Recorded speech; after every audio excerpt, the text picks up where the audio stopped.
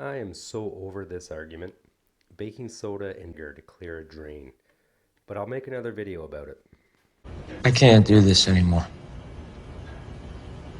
Now, as a plumber of 20 plus years and thousands of augerings and clearing drains, the only way that this could work is with a very minor blockage.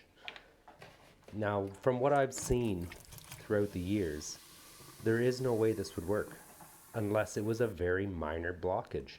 And if you do have a minor blockage, it's as simple as just running hot water into your kitchen sink, filling it with as hot as you can, use boiling water if necessary, and then just draining the kitchen sink.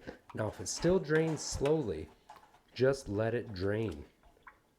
Whether it takes 2 minutes or 10 minutes or 15 minutes, just let it drain. Now, if you want to throw a little baking soda in there, sure, can't hurt anything. Let's stop with this argument. I'm done with this.